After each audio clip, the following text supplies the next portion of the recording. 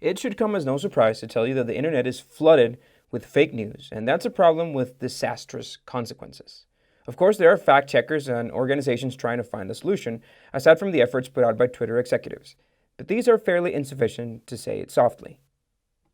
As the US presidential election gets even closer, it has become critical to find a solution to this problem, since social media has been taking a more prominent role in election campaigns. Let's visualize this influence with two facts. According to Facebook, 126 million Americans consumed Russian-backed content in the months prior to the 2016 election from 80,000 different fake posts generated by Russian-backed websites.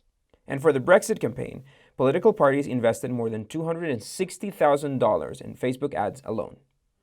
After Brexit, an investigation from TheGuardian found a connection between Boris Johnson and a firm operated by his own ally, Linton Crosby. CTF partners promoted fake news in Facebook ads in the interest of its clients, which range from significant polluters to the actual Saudi government. Later, it was found that this same firm was generating Facebook groups promoting a no-deal Brexit. But today, we won't discuss whether or not Zuckerberg or Jack Dorsey are doing enough, nor will we talk about the possible influence of a government in another country's elections.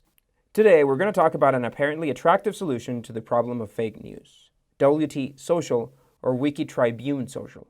So what is this new platform exactly? Who's behind it? How does it work? Would it even be helpful to solve the fake news problem? Let's find out together. I started to better understand this project when I read their self-description: a unique wiki-based news platform. And from that point on, you know what to expect. This is a platform that is entirely news-related, so it's not what we are used to from a social network like Facebook. There are no pictures from users about their vacations. There are no memes or long stories about how messed up your love life is. WTSocial is about news and the opportunity to comment about that directly on the website. So basically, a post on WTSocial consists of the headline, a comment from the poster, and the link to the news source. And below that, there are comments for other users, a layout that's fairly similar to Reddit. But this disruption comes with a button over here.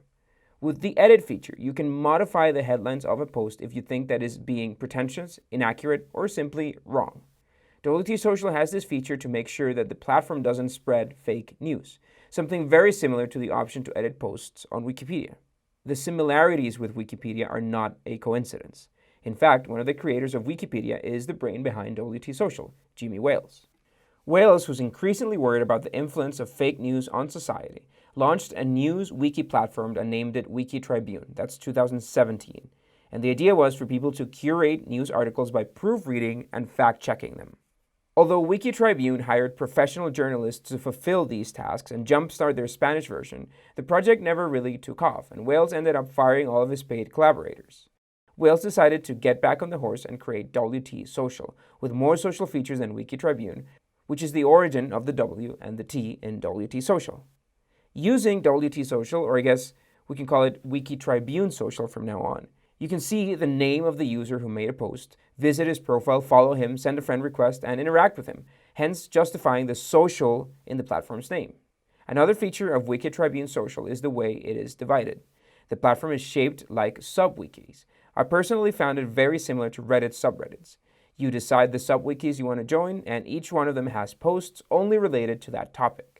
As opposed to Facebook, WTSocial does not have an algorithm that shows you the most viral or the most popular posts. The order is just chronological. The latest info is on the top. It's simple, and it does not manipulate you in regards to what content you want to see.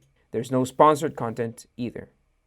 So how does the project plan to survive with no ads? I mean, Facebook earned $16.64 billion in the last quarter of 2018 just in advertising revenue. And Wiki Tribune Social is just passing up that huge income source. Also on their website, they promise not to sell user data, removing yet another possible income source. So what do they have in mind instead? Well, they have a subscription plan, something very atypical for social networks. And let me explain how it works. There are two ways to sign up with Wiki Tribune Social. The first is by getting an invitation from someone else. That was my case. And when you get the invitation, the registration process is free. But if no one invites you, you can sign up using a subscription plan. The prices are $12.99 a month or $100 a year. And that fee is the main income for Wiki Tribune Social.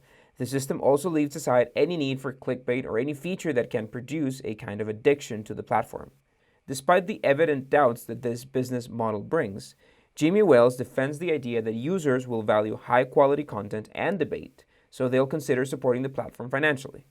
We can find this idea as somehow utopic, but remember, Wales is one of the guys behind Wikipedia, which is one of the most popular websites on the internet and still magically ad-free.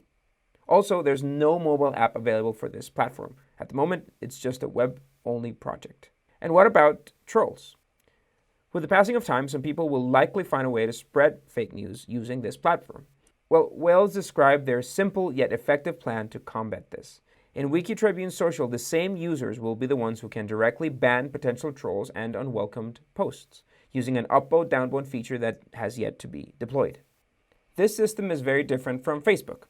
For example, aside from artificial intelligence that identifies inconvenient posts, users can report a post and then a human moderator decides to either ban the post or not. According to Wales, with Wiki Tribune Social, the user is empowered to fix issues directly. Only time will tell if this idea can really work, or if it'll be helpful in the fight against fake news. For now, Wales announced that the platform has reached 200,000 users as of mid-November. If you're one of them, please share your experience with us in the comment section. I'd love to read about it. Before saying goodbye, I'd like to tell you to please consider subscribing to this channel. It would be nice to have you as part of this growing community. So please take the next 5 seconds to push that subscribe and that like button. Ready, set, go.